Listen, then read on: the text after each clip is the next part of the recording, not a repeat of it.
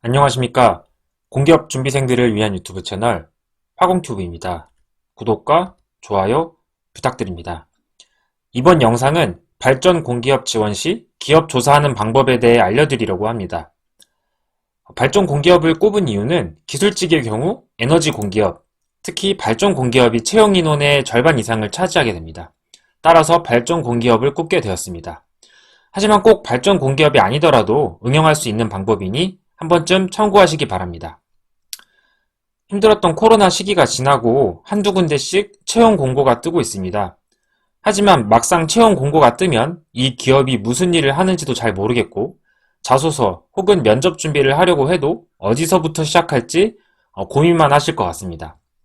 저 역시 마찬가지로 막막하게 기업 조사를 시작했었고 시행착오를 많이 겪었습니다. 여러분들이 조금이나마 수월하게 기업 조사를 할 수 있기를 바라며 영상을 제작해봤습니다. 먼저 발전 공기업이라고 하면 크게는 5대 발전사 더하기 한수원 그리고 지역난방공사가 있을 것입니다. 모든 발전 공기업을 설명드리기는 힘드니 대표적으로 한 기업만 정해서 예시를 설명해 드리도록 하겠습니다. 지금 가장 먼저 채용 공고가 올라와 있는 한국 남동발전을 예시로 하겠습니다. 참고로 저는 한국 남동발전에 다니지 않습니다. 순서는 다음과 같습니다. 회사의 개요, 그리고 발전사별 특징, 회사의 목표, 회사의 최근 이슈, 본인의 직무, 마지막 심화학습의 순서로 영상을 진행하겠습니다. 먼저 첫 번째로는 회사의 개요입니다. 보통 자소서, 면접 준비를 할 때 해당 기업의 홈페이지는 당연히 들어가서 볼 거라고 생각합니다. 남동발전의 예를 들어보면 기업 홈페이지에서 회사의 소개 부분에 다음과 같이 나와 있습니다. 어떤 공기업이고 그리고 화력 발전 시설을 보유하였으며 공급량의 10%, 13% 이상을 차지하고 비전은 다음을 비전으로 삼고 있습니다. 하지만 너무 간단하게만 나와 있어서 구체적인 내용을 파악하기는 힘듭니다. 그래서 저는 기업 조사를 할 때 전자공시 시스템인 다트를 애용합니다. 면접 준비 영상에서도 한번 설명드렸었는데 dart.fss.or.kr로 들어가시면 전자 공시 시스템을 볼 수 있습니다. 다트에서 회사의 명을 기입한 뒤에 사업 보고서를 보면 회사의 대략적인 개요를 손쉽게 알 수 있습니다. 먼저 회사의 개요입니다. 이 회사는 2001년 4월 한국전력공사의 물적 분할로 발족한 6개 발전사 중에 하나입니다. 아시는 분들도 있겠지만 발전 공기업들은 2001년 한국전력공사가 6개 자회사로 분리되면서 중부, 서부, 남부, 동서, 남동, 그리고 한수원으로 나누어졌습니다.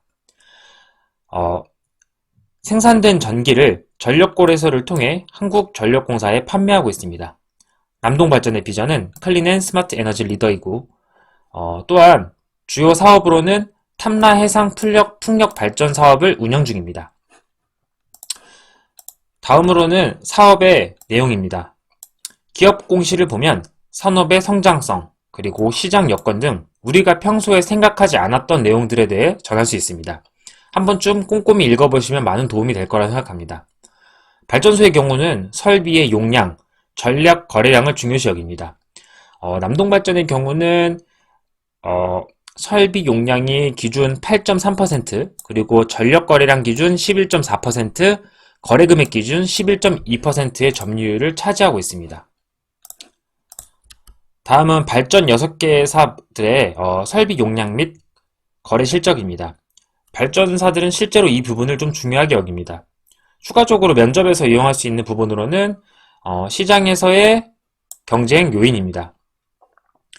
신기후 체제 수립을 위한 파리협정에서 온실가스 감축 부담이 강화됐습니다. 이에 따라서 화석 에너지 의존도의 감축은 불가피할 것입니다.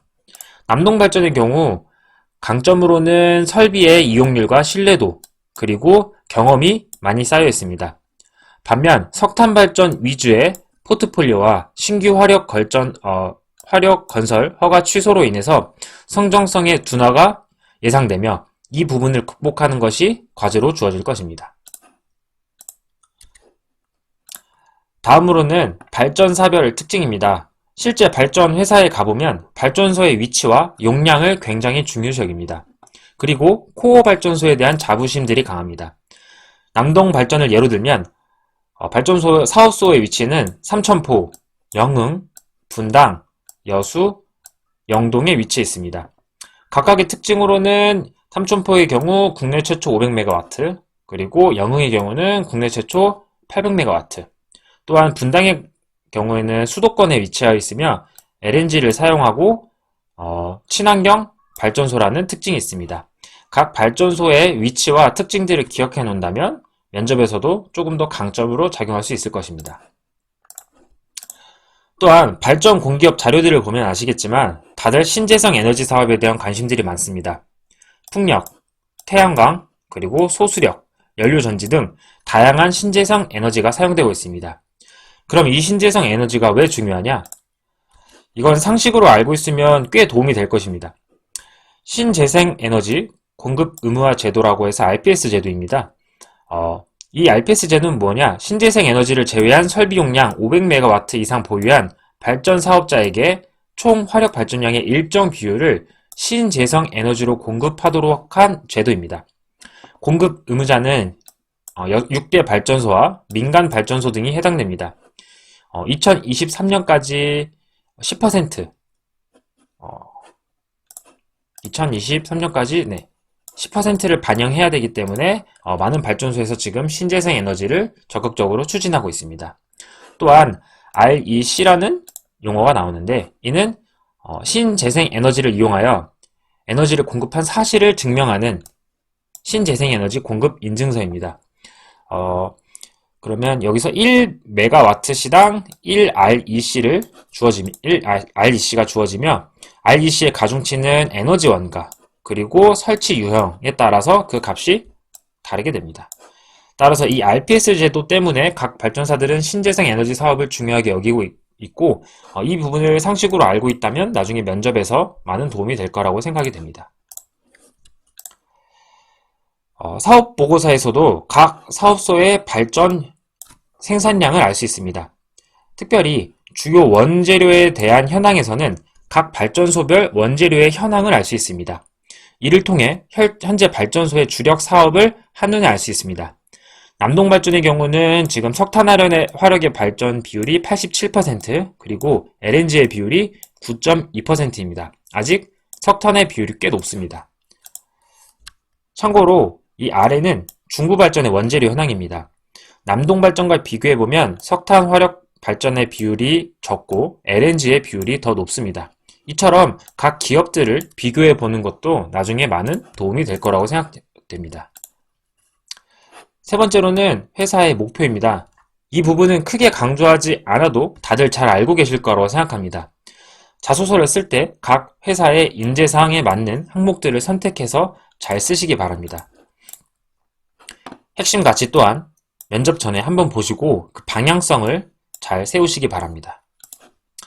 또한 기업 홈페이지에서 보면 각 회사의 전략 체계도가 있습니다. 이곳에는 회사가 어떤 목표를 가지고 업무를 추진하는지를 한눈에 볼 수 있습니다. 해당 기업의 전략 목표를 자소서와 면접 준비에 잘 녹아 넣으시기를 바랍니다. 그 다음으로는 최근 이슈 부분입니다. 일부 기업에서는 최근 회사의 이슈를 자소서에 적고 그에 대한 본인의 의견을 기입하라는 회사도 있습니다. 또한 저는 실제로 면접에서 최근 우리 회사에 대해 기사를 읽은 것이 있으면 그에 대해 이야기해보고 본인의 생각을 얘기해보라는 질문을 받은 적도 있습니다. 적어도 자소서를 쓰거나 면접을 가기 전에 이 회사가 사회적으로 어떤 이슈가 있는지는 꼭 체크하시기를 바랍니다. 회사 이슈를 파악하는 것은 가장 쉬운 방법은 포털 사이트를 이용하거나 뉴스 검색을 이용하는 것입니다. 아니면 회사 홈페이지에서 홍보자료 또는 보도자료라고 해서 최근 기사들을 이렇게 모아놓은 곳이 있기 때문에 꼭 한 번씩 체크하고 자소서 또는 면접장에 들어가시기 바랍니다. 다섯 번째로는 본인의 직무입니다. 아마도 취준생들이 가장 어려워하는 부분일 것입니다. 이 부분은 여러 질문에 대한 답변이 될 수 있기 때문입니다. 대표적으로 회사의 지원 동기가 어떻게 되는지, 아니면 이 회사에서 어떤 일을 하고 싶은지, 본인을 뽑아야 하는 이유가 무엇인지 등 너무나도 전형적인 질문이지만 가장 답변하기는 힘든 답변하기 힘든 질문들을 할 수 있기 때문입니다. 만약에 가까운 사람이 회사에 다닌다면 현직자한테 물어보는 게 가장 좋을 것입니다. 아니면 요즘은 각 발전사별로 유튜브 채널 같은 것도 운영하고 있으니 간접적으로나마 직무에 대한 설명을 들을 수도 있습니다. 또한 블로그나 후기 등에서도 찾을 수 있을 것입니다. 다른 방법으로는 기업 홈페이지에 들어가 보면 조직도가 있습니다. 다음 조직도는 한국 남동발전의 조직도인데 사실 이 조직도는 본사에 한정되어 있는 조직도입니다. 하지만 이 부서의 제목들을 보면 대략적으로나마 이 부서에서 어떤 일을 하고 내가 이 직무를 담당할 수 있겠구나 라는 것을 알 수 있을 것입니다. 가장 디테일한 직무 관련된 것은 채용 공고의 직무 설명 자료입니다. 이를 토대로 대략적으로 본인의 업무를 파악할 수 있습니다. 저는 화학공학 전공이기 때문에 한번 화학직을 예로서 이 직무 설명 자료를 어떻게 이용할 수 있는지를 살펴보겠습니다. 다음은 남동발전 화학직의 직무 설명 자료입니다. 먼저 능력 단위를 살펴보면 크게 화학물질 분석, 그리고 화력 발전 설비 운영, 환경 관리로 나누어져 있습니다. 그러면 각각의 직무에서 하는 수행 내용이 무엇이냐? 먼저 화학물질 분석의 경우 화학물질의 성분, 조성, 구조, 함량, 특성 등을 분석합니다. 예를 들면 석탄도 종류에 따라서 성분이나 함량이 다 다를 것입니다. 이를 분석하는 업무를 담당할 수 있습니다. 화력 발전 설비 운영의 경우에서는 발전 설비를 운전, 점검, 유지 정비, 진단, 보존하는 업무를 담당한다고 되어 있습니다. 화학직의 경우는 설비 운전에 대해서는 보통 수처리 업무를 담당합니다. 화력 발전의 경우는 스팀을 이용해 터빈을 돌리고 또는 물을 이용해 열을 식히는 등 물을 처리하는 과정이 굉장히 중요합니다. 따라서 발전 설비에 이용되는 순수를 생산하고 처리하는 업무를 담당하게 됩니다. 환경 관리의 경우는 발전 시 나오는 환경 오염물질을 처리하거나 발전 설비를 돌리고 나오는 폐수를 처리하는 업무를 담당하게 됩니다. 위와 같은 업무를 담당하기 위해 필요한 지식들을 살펴보면 분석 장비를 다루거나 아니면 대기, 수질 또는 폐기물 등의 지식을 쌓는 일, 그리고 환경 오염에 대한 법률, 방지 기술, 규격 등을 아는 것이 굉장히 중요합니다. 따라서 이러한 분야의 경험이나 지식 또는 자격증이 있다면 어필하는 게 좋을 것 같습니다. 이런 직무를 하기 위해 필요한 기술들로는 다음 같은 것들이 있을 거고, 만약에 내가 경험이 없거나 아니면 이런 직무 관련된 경력이 없다면 저는 직무 수행 태도로 접근할 수도 있을 거라고 생각합니다. 화학물질의 분석, 화력 발전 설비 운영, 환경 관리의 경우 업무 수행 절차를 준수하거나 설비 운영 절차를 준수하거나 치밀하게 업무 처리를 하는 수행 태도가 필요합니다. 따라서 자소서나 면접에서 본인이 어떤 법적 근거를 준수했던 경험들 아니면 치밀하게 업무를 처리했던 경험들을 어필하는 것 또한 저는 많은 도움이 될 수 있을 거라고 생각합니다. 이처럼 본인이 어떤 일을 담당하고 거기에서 어떤 강점과 경험들이 있는지를 한 번쯤 정리해보는 것을 추천드립니다. 마지막 6번째는 추가적인 부분인데, 아무래도 기술직의 경우는 대부분 발전 설비를 운영하는 업무를 담당하게 됩니다.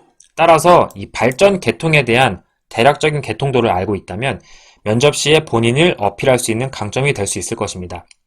하지만 보통 여기까지는 잘 물어보지 않기 때문에 관심이 있는 분들만 유튜브 혹은 인터넷에 검색해서 발전 계통도가 어떻게 되는지를 한 번 정도만 정리하고 면접장에 들어가시면 많은 도움이 될 거라고 생각이 듭니다. 이상으로 발전 공기업 지원 시 기업 조사하는 방법에 대해 알려드렸습니다. 제가 알려드린 방법이 100% 정답은 아닙니다. 하지만 자소서를 쓰거나 면접 준비를 해야 하는데 막막해서 아무것도 하지 못하고 있다면 한 번쯤 참고해 보시면 좋을 것 같습니다. 다음은 손자병법에 나오는 지피지기면 백전불태라는 한자성어가 나옵니다. 적을 알고 나를 알면 100번 싸워도 위태롭지 않다는 말로 아무런 준비 없이 부딪히기보다는 철저한 조사와 준비를 한다면 취업을 함에 있어서도 어렵지 않을 거라고 생각이 듭니다. 그럼 이상으로 영상 마치도록 하겠습니다. 도움이 되셨다면 구독과 좋아요 부탁드립니다. 감사합니다.